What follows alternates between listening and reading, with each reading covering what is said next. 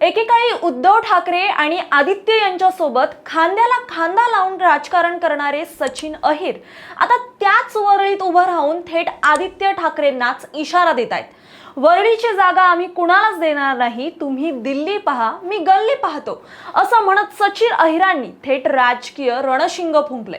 त्यातच मिलिंद देवरांचं 2029 मध्ये वरळीचा आमदार हा बदलणार हे विधान ठाकरेंना विचार करायला भाग पाडणार आहे। त्यामुळे हा फक्त सत्कार सोहळा होता की शिंदेंकडून आदित्य ठाकरेंविरोधात सुरू झालेल्या मोठ्या राजकीय मोहिमेची एक पहिली घोषणा होती का? 2029 साठी शिंदेंचा वरळीतून कोणता प्लॅन आहे का? आदित्य ठाकरेंना पाडण्याचा कोणता प्रयत्न सुरू आहे का? हे सगळं काही जाणून घेऊयात या व्हिडिओच्या माध्यमातून।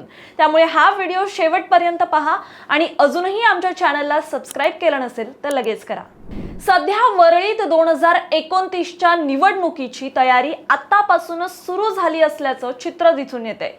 सचिन अहिरांचं शिंदे गटात जाणं हा फक्त पक्ष बदल नव्हता, तर ठाकरेंना थेट आव्हान देण्याचा मोठा राजकीय डाव असल्याचं बोललं जातंय। झालं असं, काल वरळीत सचिन अहिर यांचं नागरी सत्कार सोहळ्यात एक भाषण झालं आणि हे भाषण केवळ आभार प्रदर्शन नव्हतं, तर आगामी राजकीय लढाईची एक घोषणा असल्याचं दिसून आलं।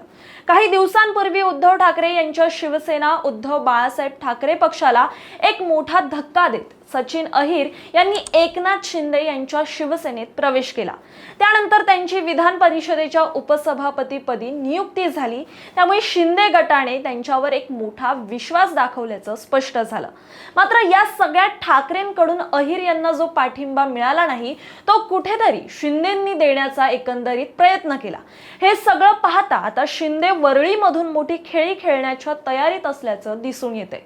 या मागचं कारण म्हणजे भाषणाच्या सुरुवातीलाच सचिन अहिर यांनी आपल्या निर्णयाचं एक समर्थन करत राजकारणात काही अपरिहार्य निर्णय घ्यावे लागतात असं सांगितलंय। त्यांनी स्पष्ट केलं की हा निर्णय स्वतःच्या फायद्यासाठी नसून आपल्या कार्यकर्त्यांसाठी आणि समाजासाठी घेतला होता।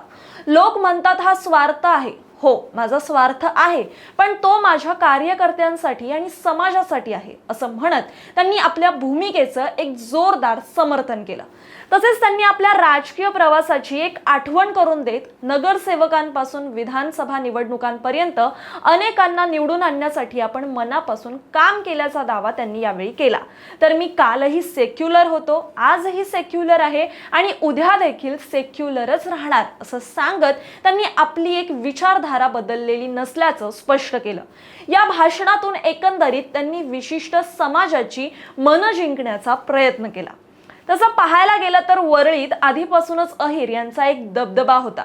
मात्र उद्धव ठाकरेंनी कुठेतरी त्यावेळी आदित्य यांना पुढे करण्यासाठी अहिर यांना मागे ठेवलं।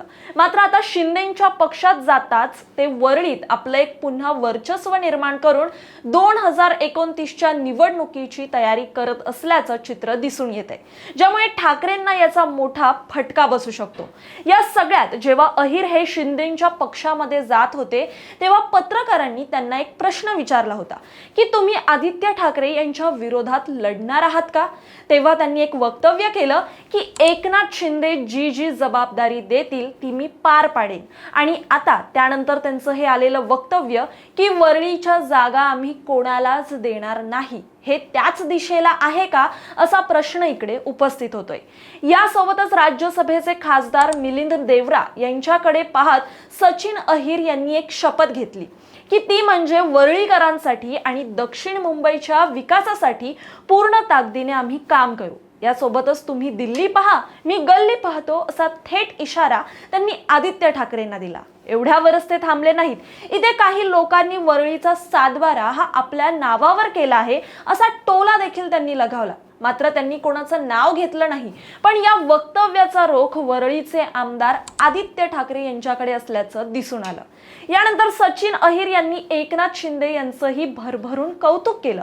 गिरणी कामगारांचा प्रश्न असो किंवा बेस्ट कर्मचाऱ्यांचा संप, प्रत्येक वेळी एकनाथ शिंदे यांनी पुढाकार घेत कामगारांच्या समस्या या सोडवण्याचा प्रयत्न केला असा दावा त्यांनी केला। गिरणी कामगारांना मुंबईत घरं देण्याची भूमिका ही शिंदे यांनी स्वीकारली. बेस्ट कर्मचाऱ्यांच्या पगारवाढीसाठी समिती स्थापन केली आणि कंत्राटी कामगारांसाठीही आर्थिक दिलासा दिला. अशी उदाहरणं देत त्यांनी शिंदेंच्या नेतृत्वाचे एकंदरीत कौतुक केलं. याच वेळी मिलिंद देवरा यांनी देखील भाषण केलं की ज्यात ते म्हणाले, आज इथली गर्दी पाहून मला खात्री वाटते की 2029 मध्ये बदल नक्की होणार. बदल म्हणजे वरळीचा आमदार बदलणार. त्यांनी कोणाचं नाव घेतलं नाही, पण वरळीचे विद्यमान आमदार आदित्य असल्यामुळे त्यांच्या वक्तव्याचा रोख हा त्यांच्याकडेच असल्याचं मानलं जातंय. पुढे देवरा म्हणाले की सचिन अहिर आणि आमच्या कुटुंबाचं नातं हे खूप जुनं आहे. आमचा बॉन्ड हा खूप स्ट्रॉंग आहे. आज आम्ही एका टीम मध्ये आहोत आणि सचिन भाऊंच्या नेतृत्वात वरळीकरांना एक न्याय नक्कीच मिळेल. या संपूर्ण कार्यक्रमानंतर एक गोष्ट स्पष्टपणे चर्चेत आली की वरळी हा आतापर्यंत आदित्यांचा एक मजबूत असा मतदारसंघ मानला जात होता, पण सचिन अहिर यांच्यासारख्या एका स्थानिक प्रभाव असलेल्या नेता आता शिंदे गटात गेल्यामुळे राजकीय समीकरणं ही बदलण्याची शक्यता आता व्यक्त केली जात आहेत. त्यातच उपसभापती पदासारखं एक महत्त्वाचं पद मिळाल्याने त्यांचं राजकीय वजन हे आणखीन वाढलं गेलंय. तर दुसरीकडे मिलिंद देवरा यांचं 2029 मध्ये वरळीचा आमदार बदलणार हे विधान आणि सचिन अहिर यांचा मी गल्ली पाहतो हा इशारा, या दोन्ही गोष्टी एकत्र पाहिल्या तर वरळीत पुढील विधानसभा निवडणुकी टक्करची असणार असं चित्र पाहायला मिळतंय. आता प्रश्न इकडे असा आहे की हा फक्त राजकीय आत्मविश्वास आहे की खरंच 2029 साठी मोठा मास्टर प्लॅन तयार झाला आहे. सचिन अहिर यांच्या प्रवेशामुळे वरळीतील समीकरणं ही बदलतील का आणि आदित्य ठाकरे यांच्या समोर त्यांच्या स्वतःच्या बालेकिल्ल्यात सर्वात मोठं आव्हान उभं राहणार का, हे मात्र पाहण्यासारखं असेल. पण तुम्हाला काय वाटतं वरळीच्या राजकारणाबाबत आणि तुम्हाला 2029 ला वरळीमध्ये कोणाला पाहायला आवडेल, आदित्य ठाकरे की सचिन अहिर? तुमचं मत आम्हाला कमेंटमध्ये नक्की सांगा.